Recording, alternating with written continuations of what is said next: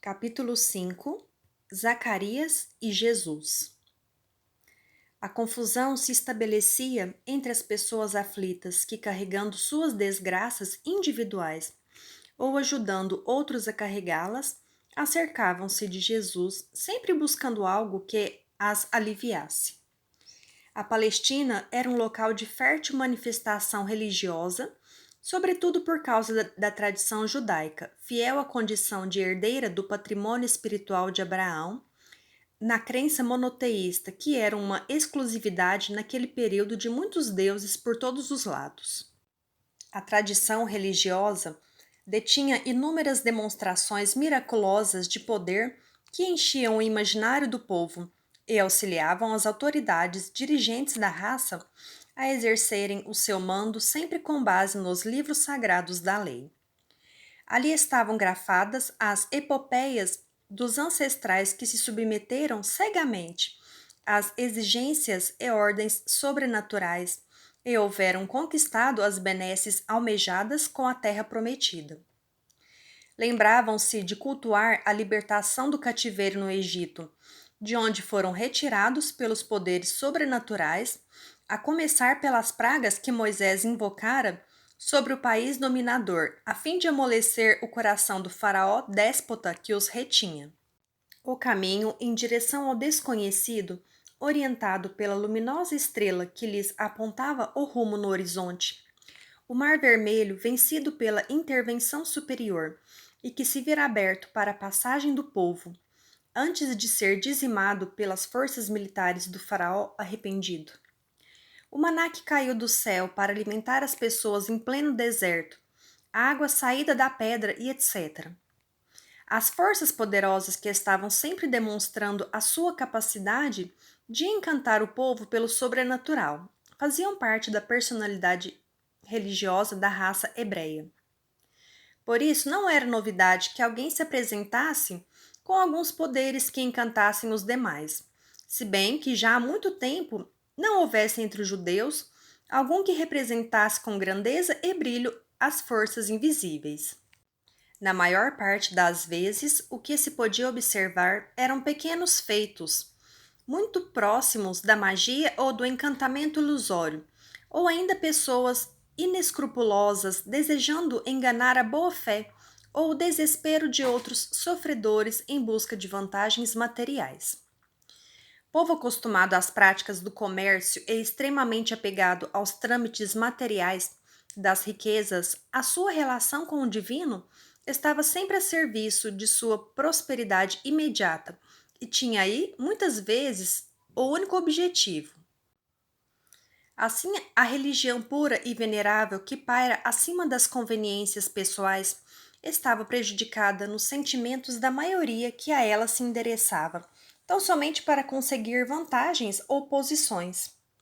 Eram raros os crentes sinceros e desprendidos, seguidores da essência da velha lei de Moisés, representada no seu conteúdo moral pelo decálogo simples e direto.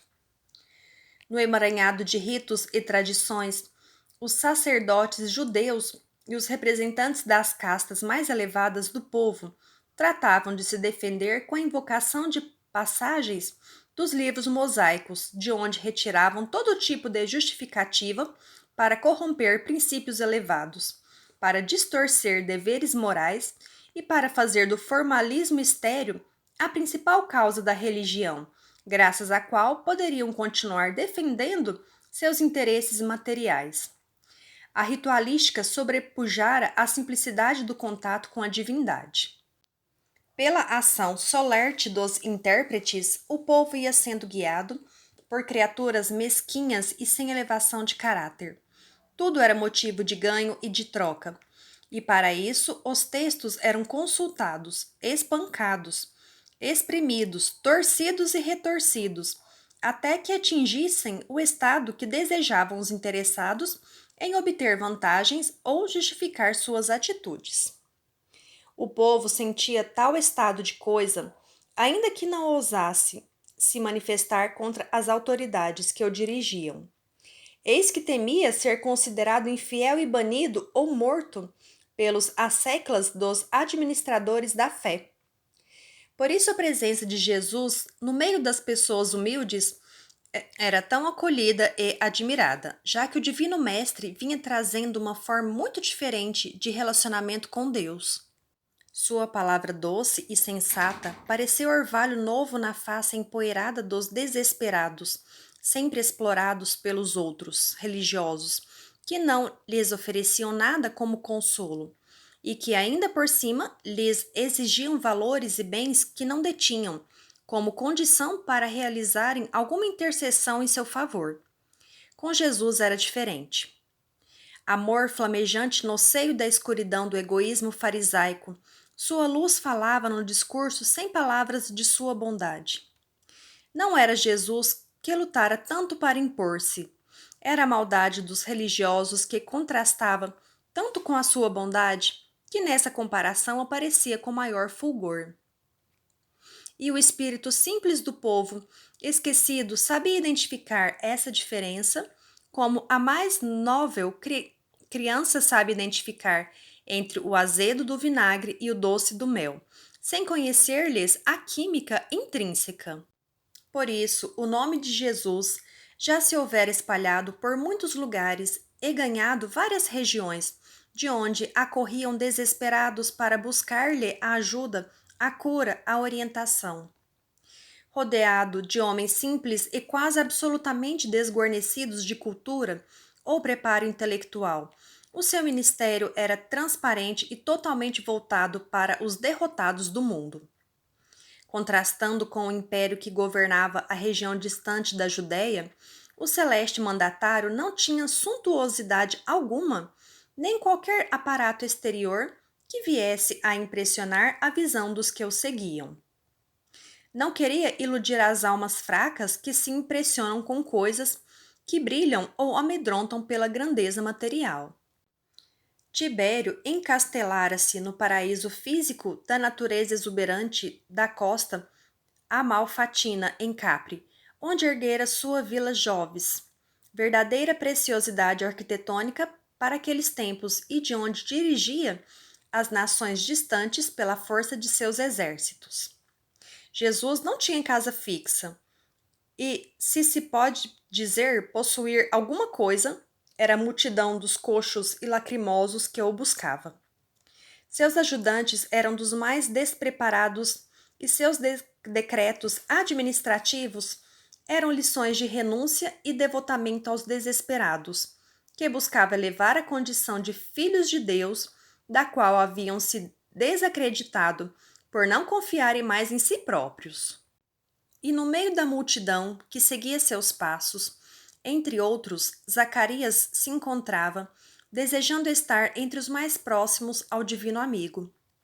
Viera de Emaús trazendo um companheiro que era enfermo incurável, confiante de que, ao contato com o novo profeta, tal doença seria curada como ele mesmo houvera visto ocorrer com outros que conhecera. Já possuía a idade e os anos passados não lhe traziam boas lembranças, se lhe observassem a história das rugas em seu rosto. Era um homem solitário, pois não fora feliz na união que tanto desejara em idade adulta.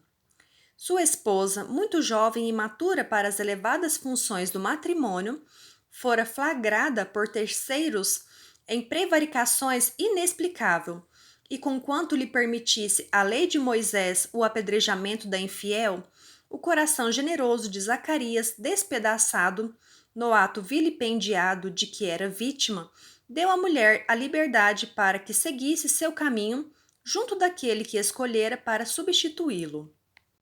Tal situação escandalosa obrigou-o a mudar de cidade, a fim de que não tivesse de suportar o escárnio dos outros. Eis que, por essa época, já se preferia criticar a abstenção da vingança, em vez de se enaltecer a elevação do perdão e da renúncia. Zacarias, então, sem filhos e sem ilusões de felicidade, transferira-se para Emaús, onde se estabelecera como sapateiro para ganhar a vida, trazendo as chagas abertas no peito e a fome de afeto na alma. No fundo, seu espírito apontava para a aprovação de sua conduta com relação à mulher traidora. Todavia, na mente esfogueada, as dúvidas ainda existiam e não estava plenamente convencido de que houvera feito correto em face das exortações da lei religiosa que lhe permitiria ter-lhe tirado a vida como exercício de justiça autorizada pelas ordenações mosaicas. No entanto, a sua natural bondade interior se apresentava sempre antes, impedindo qualquer resposta mais rude perante os desafios da vida. Tudo isso mudou para sempre na ocasião em que escutara a mensagem do novo reino de Deus no caminho dos homens, nas palavras daquele nazareno desconhecido, cujo magnetismo era inesquecível a tantos quantos se lhe aproximassem. Nas suaves exortações espirituais, Zacarias havia encontrado refrigério para seus temores, confirmação para suas crenças íntimas, esclarecimento para suas dúvidas e remédio para seus sofrimentos afetivos. No mar dos egoístas que mandavam vingar-se e consideravam a generosidade do esquecimento como sinal de fraqueza, Zacarias entendeu a beleza do perdão como fortaleza da alma que o tornaria mais íntegro e feliz por dentro. E bastou encontrar Jesus uma única vez para se deixar seduzir pela beleza daquela nova verdade que o mais inspirado dos rabinos era incapaz de entrever ou de pronunciar no mais inspirado dos discursos que proferisse. Parece que Moisés se tornara uma criança rabugenta e caprichosa diante daquele que surgia como um amigo equilibrado, dirigindo os passos dos que o seguiam com respeito e confiança. Nenhuma exortação belicosa, nenhum momento de brutalidade, nenhuma palavra excludente a criticar isto ou aquilo. Sem preconceitos, Jesus abraçava leprosos que os judeus baniam para os vales. Recebia prostitutas que os mesmos mantinham como seus instrumentos de prazer na calada da noite, explorando suas dificuldades para mantê-las escravizadas aos seus caprichos carnais. Aceitava a presença mal-cheirosa de velhos miseráveis e crianças enfermas acompanhadas de suas mães em desespero.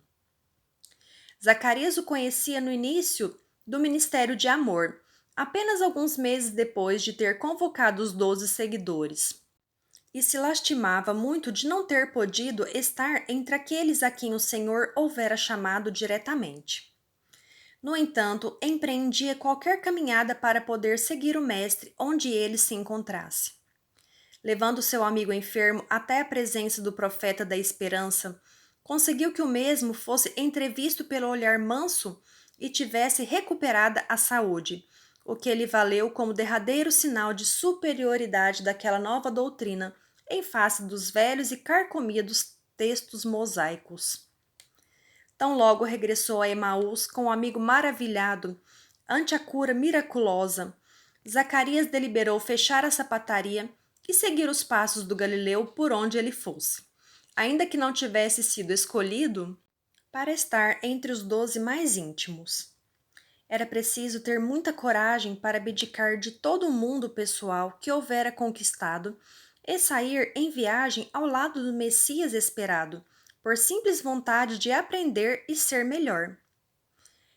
Abeberar-se com a linfa pura dos ensinamentos superiores, vivenciados ao longo do caminho pedregoso das estradas do deserto áspero, no atendimento dos caídos, era para ele o novo ideal de sua alma. Fechou a casinha que o abrigava, colocou os pertences de sapateiro em sua pequena bagagem, informou aos amigos mais chegados que realizaria viagem para a cidade mais distante a fim de não levantar suspeitas sobre sua conversão ao novo profeta, e em certa manhã deixou Emaús para seguir Jesus. Não desejava mais qualquer prova, qualquer vantagem, qualquer cura. Queria aprender a servi-lo onde fosse necessário, melhorando-se.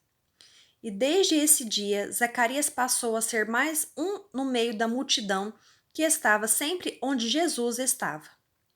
Afirme-se por importante que a grande massa que o buscava era composta de pessoas aflitas, que, residentes nas regiões que ele cruzava, acercavam-se em busca de auxílio imediato, e tão logo recebiam, regressavam para seus afazeres imediatos, muitas vezes esquecendo-se das bênçãos conquistadas. Todavia, pequeno grupo de peregrinos seguia em marcha ao seu lado, desejoso de aprender e de presenciar as belezas do reino do céu, acreditando estar ao lado do Messias prometido. Era composto pelos 12 escolhidos e por um grupo maior que ia aumentando com o passar do tempo, no qual se encontravam homens como Zacarias que, encantados com as novas verdades, tudo deixaram para estarem ali, captados pela doce hipnose da bondade e devotados à própria transformação. Por mais que os apóstolos desejassem manter a exclusividade de seus privilégios como escolhidos em primeira hora, o próprio mestre era simpático a essa pequena corte que se ia formando, deixando claro que não era propriedade de nenhum dos que escolhera. Ao contrário, era de todos e a todos os de boa fé aceitava como seus seguidores, independentemente de formalismos e burocracias. Mais de uma vez, Zacarias presenciara Jesus acercando-se de homens que Simão havia afastado da sua proximidade por ciúmes ou zelos excessivos, aos quais ia buscar para reparar o dano emocional que a ignorância do apóstolo havia produzido com sua rusticidade natural. Quando o grupo principal se instalava em algum lugar que não permitia a presença de todos, os outros ficavam por perto, albergados em estalagens miseráveis, dormindo ao relento, conversando com transeuntes, contando das belezas do novo reino, trazendo mais e mais pessoas para conhecerem o Filho amado de Deus. Assim que era retomada a jornada, voltavam eles a se incorporar à caravana e seguir o caminho. Assim, com o passar dos meses, já não havia apenas os 12 apóstolos, mas, ao lado de Jesus e de sua corte primitiva, um agregado de almas igualmente devotadas se formara, dando sustentação e suporte aos deslocamentos, propagando pelas redondezas a chegada do Messias, falando de seus feitos, difundindo a sua mensagem, como primeiros propagandistas da fé e da verdade superior que chegava. Com o passar dos meses, tais homens foram sendo conhecidos de Jesus e dos apóstolos, com os quais passaram a se relacionar amistosamente e receber a consideração fraterna que Jesus tanto desejava se instalasse entre os que o seguiam de perto. Dessa maneira, Zacarias passou a ser considerado um irmão devotado e respeitado pela sua idade, já amadurecida, mas que, como criança feliz, se rejuvenescera no entusiasmo da fé e do ideal do bem. Algumas vezes se afastava no atendimento de alguma miséria moral que lhe chegava ao conhecimento, até que conseguisse auxiliar a criatura para que fosse até a presença do mensageiro da paz.